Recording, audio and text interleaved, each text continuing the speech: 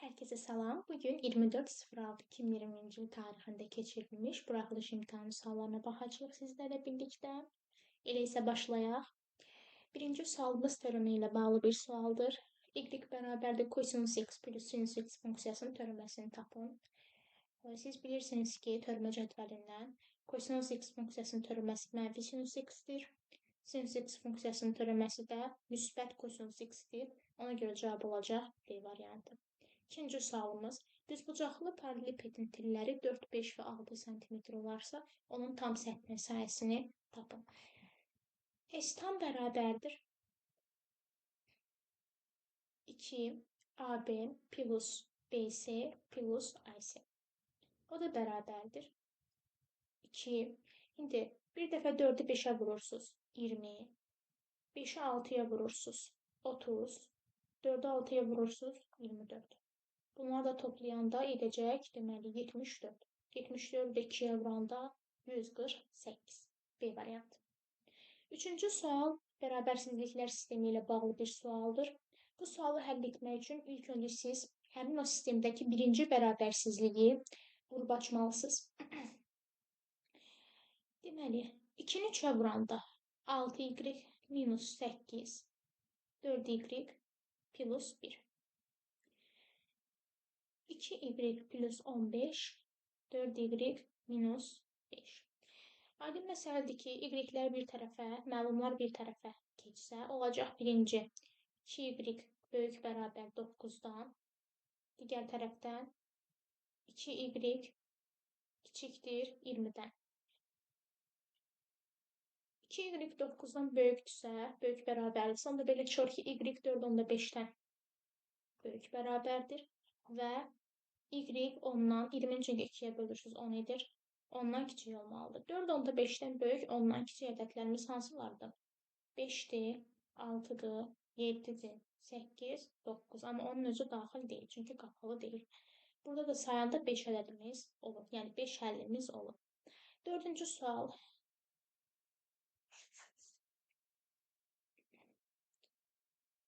A kvadratı plus A minus 6 bölünsün BA plus 2B ifadəsini sadələşdirmək lazımdır. İlk öncə bilirəm ki, surət kvadrat 350-dir. Kvadrat 350 üçün qruplara ayrılma üsulları vardır. Uşaqlar, gəlin onu yadımıza salaq. Hansı üsullar var idi? 2A kvadratı plus A minus 6. Türk üsulu deyilən bir üsul var. Hansı ki, vuranda 2A kvadrat etməsi üçün fikirləşirəm ki, 2A-nın A ola bilər. Həmçinin vuranda mənfi 6 olsun və bunları təzədən çarpaz vuranda və toplayanda müsbət 1 eləsin. Çünki ikinci həddin əmsalı 1-dir bizim misalda. İndi vuranda mənfi 6 olması üçün fikirləşirəm ki, mənfi 3-dən 2 olar, hə? Mənfi 3-dən 2. Çarpaz vuranda görün mənə A-nı verir. 2-ni 2-yə vurursan 4, 4-dən 3 çıxanda bəli, 1 eləyir də, həqiqətən də olur. Deməli, bizim qruplarımız olacaq 2A/3 və A plus 2. Digər tərəfdən, məxrəcdən ortaq vuruq kimi mən B-ni çıxartsam, olacaq A plus 2. A plus 2-lərə yaxşı yol, yerdə qalır 2A bölüns 2A/3 böl B. O da B variantındadır. 6-cı sual həndəsi silsilə ilə bağlı bir sualdır. Siz bilirsiniz ki, həndəsi silsilənin enci həddi üstürü necə idi? Yəni, söhbət gedir B-dən. B-in bərabərdir, B1 vurulsun, Q üstü minus 1. İndi məndə B2 lazımdır. B2-nin bərabərdir, B1 vurulsun Q-yə, düzdürmü? Həmçinin B3 nəyə bərabərdir? B3 də bərabərdir, B1 vurulsun Q-nün kvadratına. Çünki 3-dən 1 çıxanda 2 qalır axı. B2 5-dirsə aparıb yazıram. 5 bərabərdir, B1 vurulsun Q. Digər tərəfdən B3 də 10-dursa yazıram. 10 bərabərdir, B1 vurulsun Q kvadrat. Tərəf-tərəfə böləndə, onu 5-ə böləndə qalır 2. B1-i B1-ə böləndə gedir. Q kvadratını Q-yə böləndə Q qalır. Deməli, elə Q-üm nəymiş silsilə vuruğum? 2 imiş də. İndi aparıb yerinə qoyanda B1-i tapmaq üçün 5-i 2-yə böləndə nə eləyir? 2,5 eləyir. Deməli, B1-imdə 2,5-dir. İndi mənə B5-i tapmaq lazımdır. B5 nəyə bərabərdir? B1 vur Q üstü 4 deyil. Aydın məsələdir ki, onda B5 bərabərdir. B1 2,5-dir. 2,5-i də vurmalısınız 2 üstü 4-ə. Yəni 16-ya. 2 onda 5-də 16-ya vuranda eləyir 40. Yəni Y variantı. 6-cı sualımız trigonometrik təhlillərlə bağlı bir sualdır. Sinus x vur kosinus x bərabərdir kök 2 bölü 4. Uşaqlar, burada hər tərəfi 2-yə vururam. 2 sinus x vurulsun kosinus x bərabərdir 2 vurulsun kök 2 bölü 4. 2 sinus x kosinus x mənə sinus 2x'in düsturunu verir. Sinus 2x bərabərdir kök 2 bölü 2. Yaxşı. Onda aydın məsələdir ki, 2x nəyə bərabərdir? Mənfi 1 üstü k. Kök 2 bölü 2-ni harda alır sinus? Pi bölü 4-də yazıram. Pi bölü 4 üstə gəlinsin pi k. Əgər 2x budursa, onda x özü nəyə bərabərdir? Bunu 2-yə bölməliyəm də. Yəni, mənfi 1 üstü k, pi bölünsün 8, pi k bölünsün 2. Çünki 4-ü 2-yə vuranda 8 eləyir. Aşağı düşür axı ki, məxrəcə. O da A variantı. K da daxildir Z-də. Daha doğrusu N də daxildir Z-də. İndi burada deməli, növbəti sualımız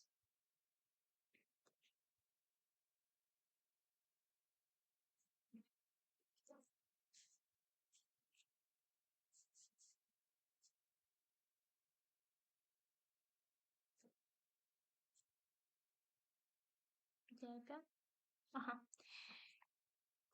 2A bərabər də 6, A plus B bərabər 10 olarsa, B minus A fərqini tapın.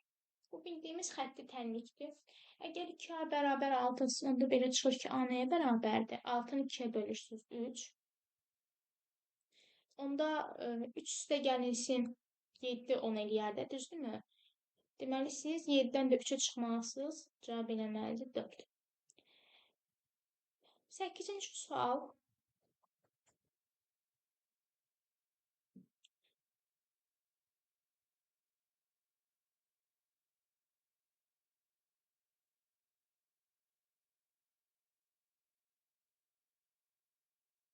Rombun diaqonallar cəmi 28-dir. Yəni, söhbət D1 və D2-dən gedir. Tərəfi 10-dur. Rombun sayısını tap. Biz bilirik ki, diaqonallar və tərəf arasında əlaqə düsturumuz var idi romb üçün. Həmçinin paralleloqram üçün də var idi belə bir düstur. O düstur belə idi də. D1-in kvadratı üstəgəl D2-nin kvadratı bərabərdir 4A kvadratına. D1 plus D2-ni biz belə yaza bilərik də, müxtəsər vurma düsturuna görə.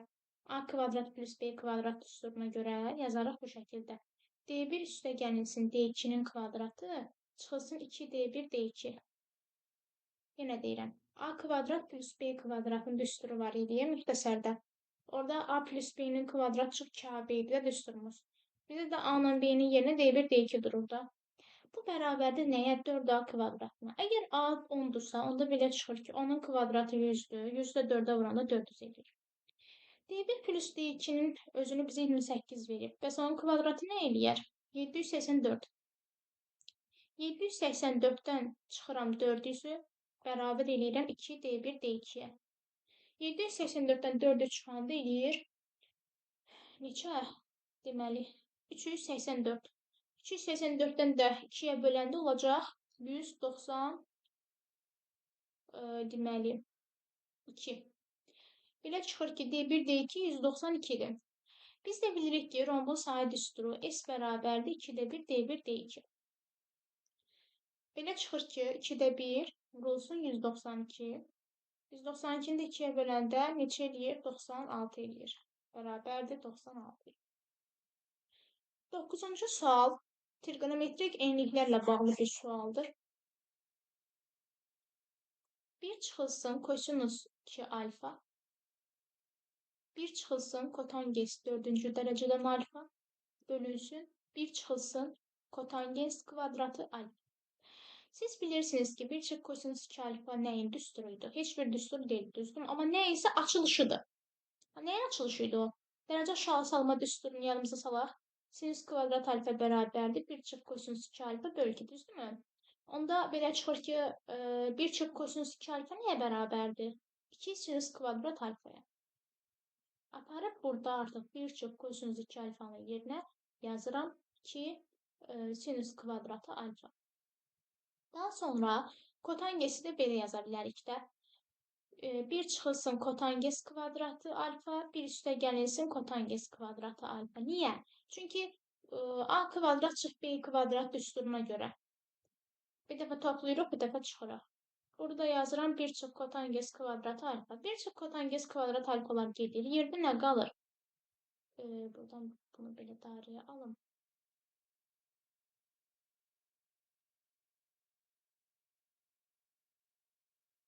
Aha, bərabərdir. 2 sinüs kvadratı alfa. Bir üstə gəl kotanges kvadrat alfa. Mən də kotangesi belə yaza bilərəm. Buradan bir yerdən yazım sizin üçün. Bir üstə gəlinsin demək kotanges kvadrat alfa. Kotanges bilirsiniz ki, kosinüs bölünsün sinüs. Yəni bir üstə gəlinsin kosinüs kvadrat alfa böl sinüs kvadrat alfa. Daha sonra bunu ortaq məxrəc gətirirsiniz. Olar sinüs kvadrat plus kosinüs kvadrat. Əsas trigonometrik eyniyə görə sizə bu 1 verəsidir. Yəni olacaq belə bir ifadəmiz. 1 bölünsün sinüs kvadrat alfa. Bunlara yaxşı yol yerdə qalır 2. Burada cavab 2-dir. D variantı. Daha sonra 2 bərabər tərəfli üçbucağın tərəflər nisbəti haqqında bir sualımızdır. Deməli, əgər 2 üçbucağın tərəflər nisbəti 7 olarsa, onun perimetrlər nisbətini tapın. Ümumiyyətlə, yadda saxlayın ki, uşaqlar, tərəflər nisbəti, medianlar nisbəti, perimetrlər nisbəti, tənbülənlər nisbəti, hündürlüklər nisbəti, bunlar hamısı bir-birinə bərabər olur. Amma sahələr nisbəti onun kvadratı olur. Yəni, bu şəkildə, bir dəqiqə bunu silim.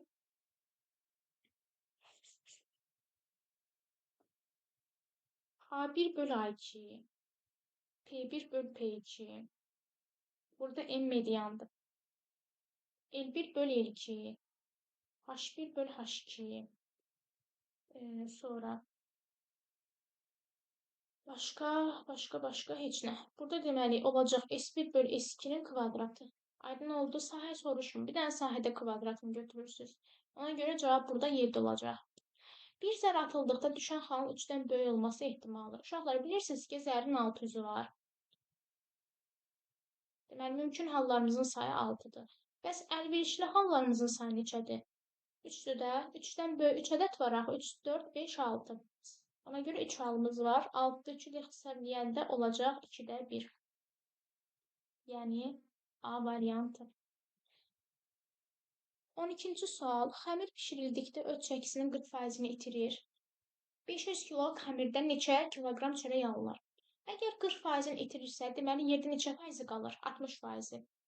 500-ün 60%-ni tapırsınız, o da eləyir 300. Yəni, 500-ü 100-ə bölüb 60-a vurursunuz. C variantı. Bərabər yanlış bucaqda təpə bucağındakı xarici bucağı ona qonşu olan daxili bucağından 4 dəfə böyükdür. Uşaqlar, bərabər yanlış bucaq çəkirik bir dənə ABC bucağı. Yanları bərabərdir. Deyir ki, təpə bucağına qonşu olan xarici bucaq ondan 4 dəfə böyükdür. Yəni, bura 4x-dirsə, bura x olar belə çıxır ki. Bilirsiniz ki, qonşu bucaqların cəmi 180 dərəcə olduğundan x plus 4x bərabər 180 olur. 5x 180-dirsə, x 36-dır. Yəni, bura 36-dır. Üçbucağın daxili bucaqları 180-dir deyə, 180-in 36 çıxırsınız, qalır 144. Bərabər yanlı olduğuna görə oturacağı bucaqlar bərabərdir. Yəni, düşəcək 72, 72. 14-cü suala baxaq.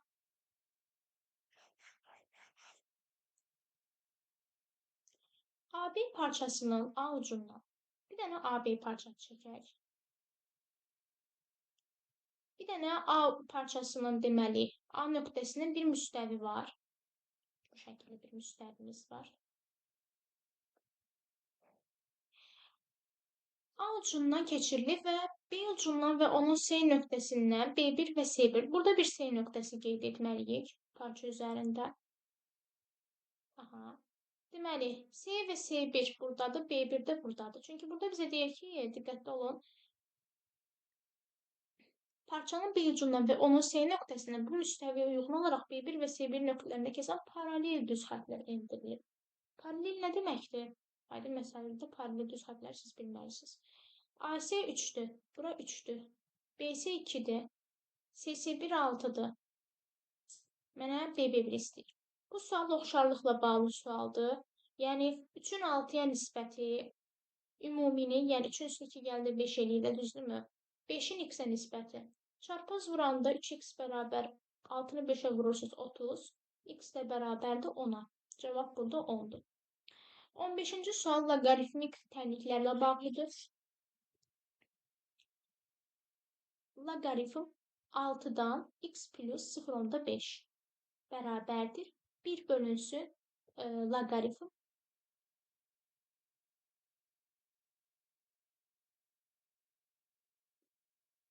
9 bölünsün x kvadratı üstündə 36. Loqaritmin belə bir xassəsini bilirsiniz siz. Yəni, loqaritm buradan yazım. Loqaritm A-dan B 1 bölünsün. Bizə nəyi verir? Loqaritm B-dən A-nı. Yəni, mən bunu bu şəkildə yaza bilərəm də. Deməli, loqaritm 36-da 9 bölünsün x kvadratı. Loqaritmin xassəsidir. 6-nı sonra necə yazım? 6-nın kvadratı kimi yaza bilərəm də. Yəni, bu şəkildə. Loqaritm 6-dan birinci tərəfə köçürün. X plus 0.5 bərabərdir. Loqaritm 6-nın kvadratıdır 36. 9 bölünsün x kvadratı. Daha sonra bu 2'yi bilirsiniz ki, loqaritmin xassəsinə görə 2'də 1 kimi qabağa keçir. Yəni olur 2'də 1 loqaritm 6-da 9 bölünsün x kvadratı. 2'də 1 daha sonra loqaritmin üstünə gələndə olacaq kök altda. Yəni loqaritm 6-dan kök altda 9 bölünsün x kvadratı. Əsaslar yenisi üstlər də bərabər olmalıdır. Yəni x üstəgəl 0.5 bərabərdir. Kök altda 9 bölü x kvadratından da 3 bölünsün x çıxır. Daha sonra çarpaz vuranda x kvadratı plus 0.5x bərabər 3 alırıq. Hər tərəfi 2'yə vururam 0.5'ə görə. Olur 2x kvadrat plus x. 3'ü də 2'yə vuranda 6. 6 da keçir sol tərəfə. Olur mənfi 6. Bu da bildiyimiz kimi yenə kvadrat. Deməli, 3 ədlidir. Kvadrat 3 ədlinin deməli bilirik də vurğular ayrılma üsulları var. Bayaqki üsuldan gəlin istifadə edək. Bu tərəfə yaza bilərəm deyə düşünürəm. Deməli, 2x kvadratı plus x minus 6 bərabərdir 0. İndi vuranda 2x kvadratı etməsi üçün 2x x-ə vurmalısınız. Yəni, vuranda mənfi 6 etməsi üçün siz vurmalısınız. Deməli, mənfi 3, 2 ya da 2-ni mənfi 3'ə. İndi görək toplayaq. Bir dənə tutaq ki, bu mənfidir, qəbul edək. Mənfi 4, 3 yox. Bu dəfə mənfi olsa, bu olar. Mənfi 3, müsbət 2. Dən çarpaz vurun. 2'ni 2'yə vurun 4. 3'ü 1'ə vurun. Mənfi 3'ü 1'ə vurun. Mənfi 3. 4'dən 3 çıxanda bizə 1 verir. Verir. Deməli, bizim vuruqlarımız bu şəkildə olacaq. Yəni, bu tənlik üçün. Mən yuxarını video ilə daha silə bilərəm. Siz yəqin ki, qeydlərinizi götürdünüz burada.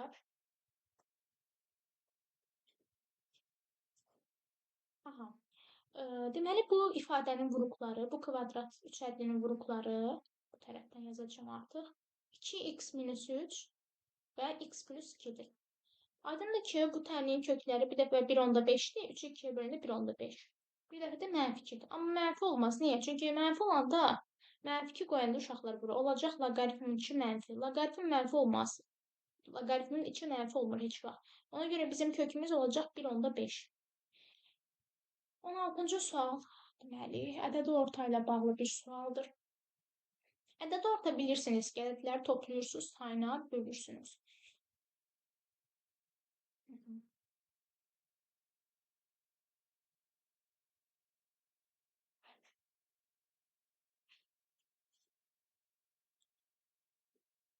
N plus N plus K ədədləri bizə verilib. Bunların, deməli, ədədi ortası, yəni 3'ə böləndə bizə verməlidir 200. Ona belə çıxır ki, bunların cəmi nədir? N plus K-nın cəmi 600-dür, düzdür? Çarpaz vurursunuz, 600 alırsınız. 200'ü 3'ə vuranda 600 edir. MNK bizdə burada açılışları verilib. Bir yazıram yerinə. M-in yerinə yazıram x plus y, N-in yerinə yazıram y plus z, K-nın da yerinə yazıram z plus, deməli x bərabərdə 600-ə. Burada 2x, 2y, 2z qruplaşdıranda görürsünüz özünüzdə. Olacaq ki, x, 2-ni də ortaq vuruq kimi çıxartsam, x plus y plus z bərabərdə 600. Aha, onda x plus y plus z nəyə bərabərdir? Özü təkcə 300-ə. 600-ü 2-yə bölürsünüz, 300 eləyir. Sizə bunların əldə ortasını istəyir. Yəni x plus y üstə gəlsək bölünsün 3. Bunların cəmi 300 daxı. 300 3-ə böləndə eləyəcək 100. 16-cı sualın cavabı 100-dür. 17-ci sual, deməli, loqaritm müxassisələrlə bağlı bir sualdır. Biz bilirik ki, toplamadırsa əgər loqaritmdə biz vurma ilə əvəzləyə bilərik onu. Yəni 4 üstü 2 vurulsun, 4 üstü loqaritm 4-dən 5. Bilirik ki, A loqaritm A-dan B, burada A-lar gedirdi, yerdə qalırdı 5. 4-ün kvadratı 16-dır. 16-nı 5-ə vuranda edəcək 80. 17-ci sualın cavabı 80. 18-ci sual kompleks ədədlərlə bağlı bir sualdır. İlk öncə gəlin kompleks ədədi vurub açaq. Deməli, 1-i 3-ə vuranda 3, 1-i i-yə vuranda i, mənfi 2-ni 3-ə vuranda mənfi 6i, mənfi deməli 2-ni i-yə vuranda eləyəcək 2 kvadrat. Biz bilirik ki, i kvadrat nəyə bərabərdir? Mənfi 1-ə. Qruplaşdırsaq olacaq, indi mənfi 1-dirsə, 2-ni mənfi 1-ə vuranda eləyir mənfi 2. Qabağının da bir mənfisi var, olacaq müsbət 2. 3-ün üstünə 2 gələndə 5. 5 çıxılsın, i-dən mənfi 6 çıxanda olacaq mənfi 5-i. Deməli, mənim yekun kompleks ələdiyim, yəni z-im bu imiş. 5 minus 5-i. İndi, mənə modul z deyil. Modul z nə idi? A kvadrat plus b kvadrat idi da. Məndə də A-nın yerinə 5 durur, B-nin də yerinə mənfi 5 durur. Yazıram, 5-in kvadratı plus mənfi 5-in kvadratı. 5-in kvadratı ilə mənfi 5-in kvadratını toplayanda eləyəcək 50, kök altı 50. Biz də kök altı 50-ni necə yazırıq? 5 kök 2 kimi yazırıq da. İndi 5 kök 2-ni siz vurmalısınız 2 kök 2-yə. 5 kök 2 vurulsun 2 kök 2. Bunu da vuranda neçə eləyir? Deməli, 5-i 2-yə vurursunuz 10, kök 2-ni kök 2-yə vurursunuz 2. 10-u 2-yə vuranda 20. 19-cu sual maraqlı sualdır, həm də çox asandır. Lakin burada bir nüansı siz tutmalısınız. İndi baxırıq ki, kök 5 plus 1 ilə kök 10 minus 2-ni bir qruplaşdırıram, bununla da bunu bir qruplaşdırıram. Uşaqlar, buradan hər iki tərəfdən söhbət bu kök 10-dan gedir. Kök 10 minus kök 2-dən mən kök 2-ni ortaq vuruq kimi çıxarsam. Gəlin köçürüm bunu sizin üçün mən ilk öncə. Deməli, bunu silim, sonra qarşı düşməsin. Aha. Yazıram, kök 5 plus 1. Buradan kök 10-la kök 2-ni qruplaşdırıram da. Kök 2-ni indi ortaq vuruq çıxartsam, qalarmı kök 5 minus 1? Qalar. Yazıram, kök 2, kök 5 minus 1. Sonra kök altda 6 üstə gəl kök altda 2 ilə kök 3 minus 1-i qruplaşdırıram. Buradan da ortaq vuruq kimi kök 2-ni çıxartsam, qalarmı kök 3 plus 1? Qalar. Yazıram, kök 2-ni yerə çıxarıram, qalır kök 3 plus 1, bir də bu kök 3 minus 1 yazıram. Bu müxtəsər vurma düsturudur da sizin üçün. A minus B, A plus B. Deməli, yazıram belə, kök 2 ilə kök 2-ni bir yerə yazdım, siz çaşdırmasın. İndi A plus B, A minus B bizə nəyi verir? A kvadrat çıx B kvadratının düsturunu verir. Kök 5-in kvadratı 5-dir, 1-in kvadratı da 1-dir də. 5-dən 1 çıxırsın, qalır 4. İndi qayıdıram bura. Kök 3 plus 1, kök 3 minus 1. Bu da eləyir 2, düzdürmü?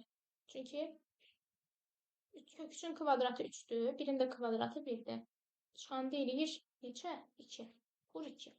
Kök 2-ni kök 2-yə vuranda 2 eləyir. 2 vur 4 vur 2. 2-ni 4-ə vuranda eləyir deməli 8. 8-i 2-yə vuranda 16.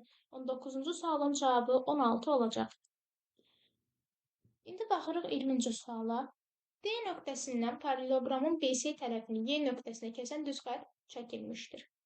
YC YD-yə bərabərdir. Digər tərəfdən AB BY-yə bərabərdir. AD 19-dur.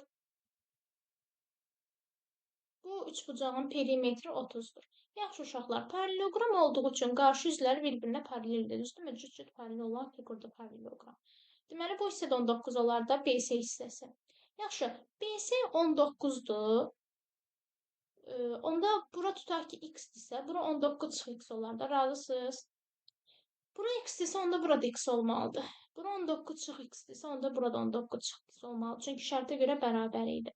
Yaxşı, paralelogramsa bunun qarşı tərəflər bərabər olur deyə burada x olur. Onda belə çıxır ki, bu üçbucağın perimetri necə tapım? 19 minus x, sonra üstə gəlirsin 19 minus x, üstə gəl x nəyə bərabərdir? 30-a.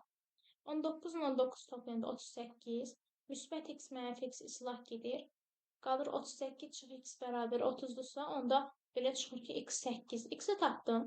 X 8-dirsə, mənə paralelogramın öz perimetrini istəyir. Ümumi paralelogram perimetri. Deməli, PABCD bərabərdir 2A plus B-yə. 2 vurulsun. A-m 8-dir, B-də 9-dur. 8 üstə gəl 19. 8 üstə gəl 19-da mənə verəcək 27. 27-ni də 2-yə vuranda eləyir 54. Bərabərdir 54-ə. Bu misalın cavabı 54-dür. İndi isə keçək 21-ci suala.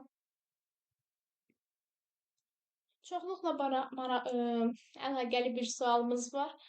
Bu çox asan sualdır bu arada. Bizə deyir ki, M ilə N-in birləşməsi, bir də K-la kəsişməsi. Birləşmə nədir? Hamısını götürürsünüz da bu elementlərin. İndi K-la kəsişməsi nə deməkdir? K ilə ortaq olanlar. Baxıram, 1 var orada, bu ikisində yoxdur. 3 var. 3 var, bəli. 3-ü götürdüm. 5 var, götürdüm. 7 var, götürdüm. Endə 7 var. 17 var, bəli, var. 18 yoxdur. 23 var. 43 var. Deməli, neçə ədəd var? 3, 4, 5, 6. Bu sualın cavabı 6-dır. 22-ci sual bərabəryanlı trapesiya ilə bağlı bir sualdır. Maraqlı sualdır.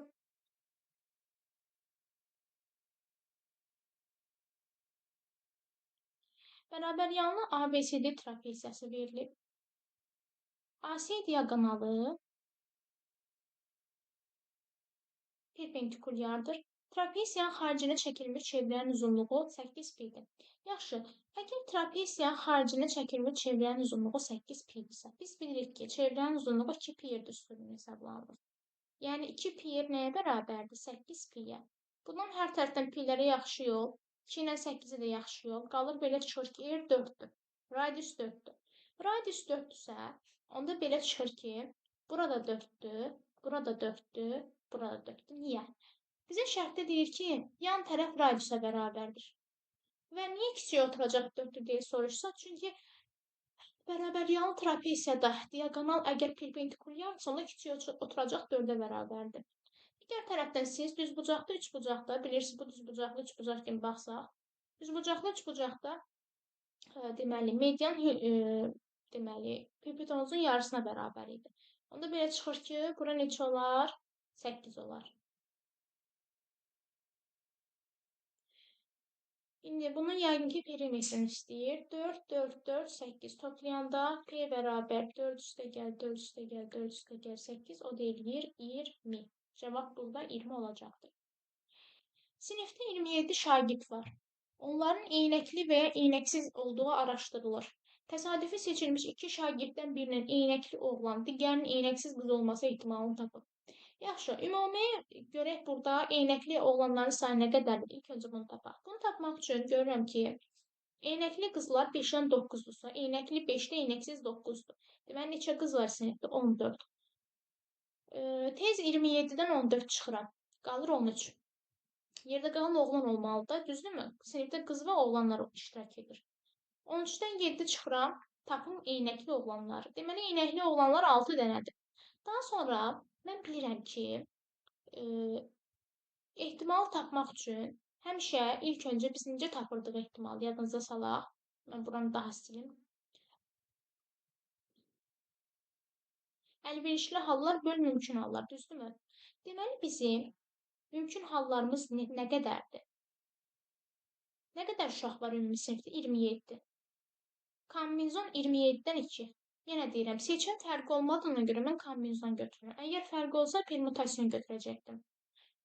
Aha. İndi kombinizon 27-dən 2 ümumidir. Yəni 27 uşaqdan mən ikisini götürə bilərəm. Çünki 2 şagird deyil. Bəs görün, əlverişli hallar nə qədərdir? Onu da müəyyən etmək üçün mən deməli, mənə hardan deyir, bir dəqiqə oxuyum təzədən. Eynəkli oğlan. Eynəkli neçə nəfərdir? 6 nəfər. Deməli, mən kombinezon 6-dan 1-ini götürərəm və eynəksiz qızların da sayı 9-dan 1-dir. Yenə deyirəm, burada uşaqlar çaşır, çox vaxt 6-dan 2, 9-dan 2 götürür. Xeyr. Siz 2 nəfər götürə bilərsiniz. Onlardan biri eynəkli oğlan olmalı, digəri eynəkli qız. Yəni 1-1 götürməlisiniz də, aydın məsələdir. Toplayanda 2 nəfər eləsə. İndi bunu da hesablamaq lazımdır. Siz bilirsiniz ki, kombinezon n-dən k, gəlin xatırlatmayaq. N faktorial bölünsün n minus k faktorial vurulsun k faktorialdır. Deməli, buradan çıxır ki, 6 faktorial bölünsün 5 faktorial, 9 faktorial bölünsün 8 faktorial, 27 faktorial bölünsün 25 faktorial vurulsun 2 faktorial. İndi 6 ilə 5 buradan gedir. Çünki biz 6 faktorialı 5 faktorial vur 1 6 kimi yazsaq 6 qalacaq. 9 faktorialda yazsaq 8 faktorial vur 9 9 qalacaq. Onda belə çıxır ki, bizim yekun cavabımız olacaq belə bir ifadə. Bərabər buradan qoyuram. Burada qalacaq 6 vurulsun 9. Burada da indi 27 faktorialı mən belə yaza bilərəm də. 25 vurulsun 26, gəlin yazmışsın üçün. 25 vurulsun 25 faktorial vur 26 vur 27 kimi. 25 faktoriallara yaxşı yol. İndi 26 ilə 2-ni ixtisar edəndə qalır 13. 13-dən 27. Məxrəcdə düşür 13-dən 27. 9-dan 27-ni ixtisar edirəm, qalır 3. 3-dən 6-nı da ixtisar edirəm, qalır 2. Burada cavab olacaq 13-də 2. Yəni 23-cü sualımızın cavabı olacaq 13-də 2.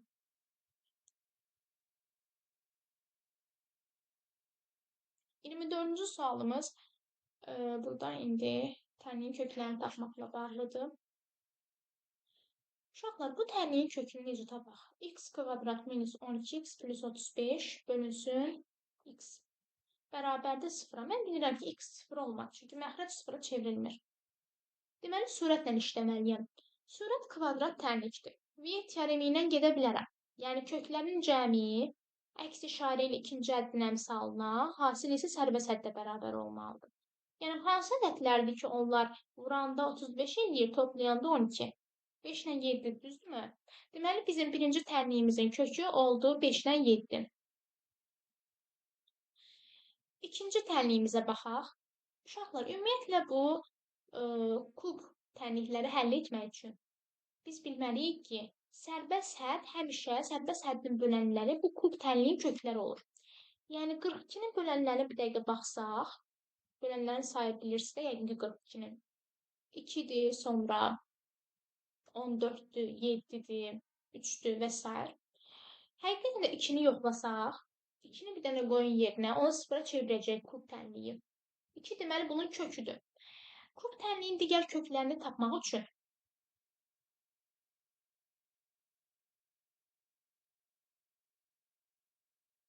mən bu çoxhəddini x minus 2 çoxhədlisinə böləcəm. Yenə deyirəm, x minus 2-ni hardan aldım? Bu kub tənliyin həmişə sərbəst həddinin bölənləri həmin tənliyin kökləri olur. 42-nin bölənlərində saydım. 42-nin bölənlərində 2 var. Görüm, həqiqətən 2 onu ödəyir, ödəyəcək. Bəli, ödəyəcək. Yəni 0-a çevirir də bu tənliyi axır ki. Onda baxıram ki, 2 bunun kökdürsə, onda x minus 2-yə bölsəm, görüm nə alıram? İndi çoxhədliyi bölmək üçün Euler üsulundan istifadə olunur. Böldükdə x kvadratı yazaq bura. Olacaq x kubu çıxılsın 2x kvadrat. Çıxarda olacaq deməli mənfi 4x kvadrat çox 13x. Təzədən buradan deməli çıx 4 yazsam 4x daha doğrusu 4x kvadratı mənfi 4 2-yə vuranda mənfi 2-yə müsbət 8x eləyir. Çıxanda yenə tərəf-tərəfə olacaq mənfi 20x plus 42. Bunu da deməli, bir dəqiqə. Mənfi 20 yox, daha doğrusu, mənfi 21. Aha, bunu da deməli, nəyə vuraq? Mənfi 2-yə vuraq. Mənfi 2-yə yox, daha doğrusu, 21-ə. 21-ə vuranda, mənfi 21-ə vuranda olacaq mənfi 21x. Üstəgəl 42. Tərəf-tərəfə çıxanda 0-a çevriləcək. Deməli, Digər çox hədlimiz x kvadrat minus 4x minus 21-dir. Bunun da vuruqları riyektlə biz geçsək, 7 ilə -3 olacaq, hə? Deməli, tapdıq ki, yuxarıdakı, yəni surətdəki çox hədlinin vuruqları 2-dir, 7 -3-dür. Yazıram. 2, 7 -3. Siz sual verə bilərsiniz ki, niyə x minus 1 0-dırsa, x 1 deyil? Çünki məxrəc 0 olmaz axı ona görə. Bayaq bu x söhbətində də bunu dedik. Daha sonra C variantında yenə x 3-dən -3-dən fərqli olmalıdır. Çünki sıfıra çevrilir məxrəc. O da heç vaxt olmaz. Qeyyətə görə vuranda 12, toplayanda 8, 6 ilə 2 də köklər belə çıxır. İndi gəlin bunu eynirbində yazaq. Baxın ki, A ilə B çoxluğunda ortaq yeri yazmaq istəyirəm. Ortaq nədir? 7-dir. Amma 5 ortaq deyil. Ona görə 5-i yazıram bura. 7 ortaqdır deyə yazıram bu hissəyə. Daha sonra B çoxluğunda 3 var deyə, -3 var deyə bura yazıram. C çoxluğunda deməli. C çoxluğunda görürəm ki, 2 ilə C ilə B-nin ortaq hissəsinə 2 düşər də, düzdürmü? Düşər, bəli. Yazıram bura 6. Yəni C-nin təkcə özünə. Bəs C ilə B-nin ortaq hissəsi hansı hissədir? Bax, bu hissə. Burada yazıram 2. Bu şəkildə. İndi keçək 25-ci suala.